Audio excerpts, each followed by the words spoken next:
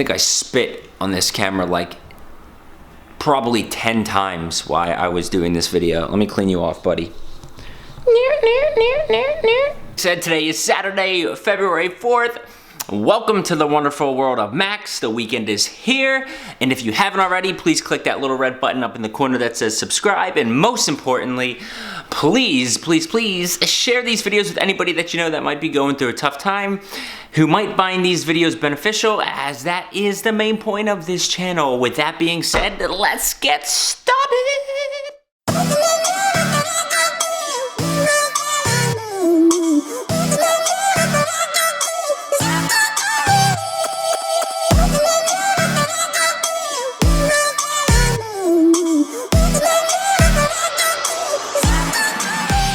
So I was originally only going to do 2 videos on adversity and setbacks and failure and whatnot, but I did get some questions, which I love, from you guys in regards to what are some examples that I've used in my life on how I leverage failure or how I've used setbacks in my life to move forward. And I guess to start off, I just want you guys to know that I've failed so much in life, like in so many different things, and I'm totally cool with that. And I failed, from everything from, athletics to school to work, to my professional life to, relationships. I failed in almost every aspect of life at least once, and I think a lot of you guys can relate to that. So today I'm just going to go through 3 examples on, a few failures I've had in life that have kind of made a big impact in terms of my life, and I'll explain these failures and how I've used them to move forward, and what I've taken from them and how I've applied those lessons to later aspects of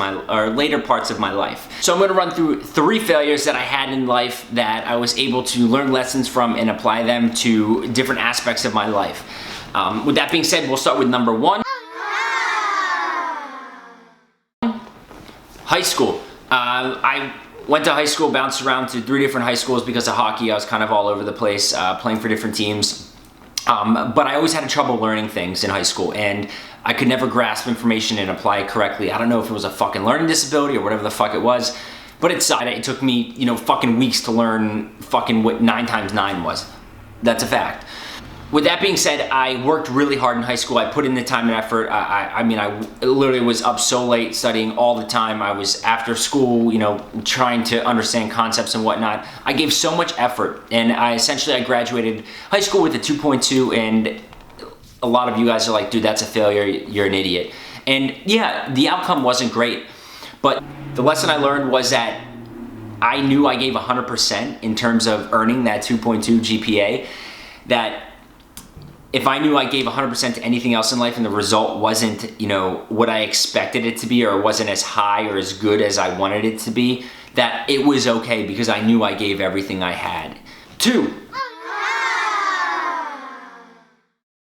College. A lot of you guys do know that I played collegiate hockey. I played for 4 years. I was a goalie. With that being said, I worked my entire life to play college hockey. That was my dream. That was my goal, was college hockey, college hockey, college hockey. And coming to my freshman year, and unfortunately I had to redshirt due to a NCAA eligibility issue. So I still came to the rink every day. I worked my tail off. I wanted to put myself in the best position to start my sophomore year off with a bang and really do well. And it gave me some time to adjust to the speed of the college game and things along those lines. Coming to my sophomore year, things were good. Ended up playing in 10 games. Moved forward. At the end of the year, I left on a high note. I was coming into my junior year, with a good attitude, expecting to work a little harder and play in some more games. Well, huge slap in the face. We got some new recruits. I ended up getting pushed back on the depth chart, and I ended up playing in 0 games my junior year. And throughout that year, all I wanted to do was quit, and all I wanted to do was transfer to a different school, start over, and play 2 more years of hockey and, play in as many games as I could. I came to a conclusion that I wasn't gonna fucking quit. I wasn't gonna transfer. I was going to work this out. I was gonna give all the effort that I had to be prepared for an opportunity that I got. And I took that same concept that I learned in high school about giving 100% effort, and I applied that to my junior year in college about giving 100% of my effort and applying that to, hockey. And essentially what happened was the same thing. I didn't get the result, but I looked back on that year and said, hey, I'm okay with that. I gave everything I had. There's nothing else I could give, and I was content with that. And I talked earlier about how, I'm a strong believer in that, failures and setbacks happen during a specific time in your life and for a specific purpose.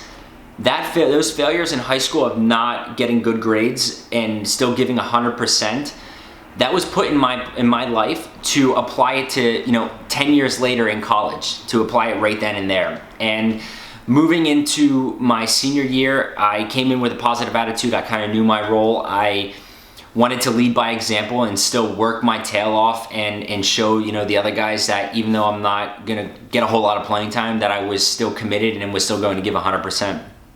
And ended up playing in one game that year. So it was a little bit difficult, but at the end of my, athletic career, I look back and I was like, that was a huge failure. I played in 11 games out of a possible 110 games. So it was really a disappointment. And then when I graduated college, I kind of took some time to step back.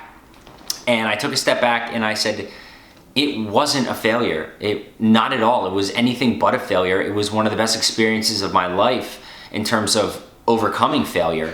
I could have quit and I could have walked away from, that school and transferred or not played at all, but I said no. And essentially, what I learned from not playing in a whole lot of games is a lesson that I'm so grateful for. And that lesson is that when times are tough, don't fucking quit. Don't leave. Don't just bail out on things. You got to learn how to be resilient and be relentless. And no matter what the outcome is, you still need to give 100%. And the lesson I learned was that, not to quit when the tough get going. I am so glad I learned that lesson, not to just quit and walk away and, bounce around to, different colleges just to get playing time. I'd rather, learn from the adversity and work my tail off and, earn something. And I'm a firm believer in that. And that's the lesson I learned. And I'm so happy that I had that opportunity to learn from only playing in 11 games.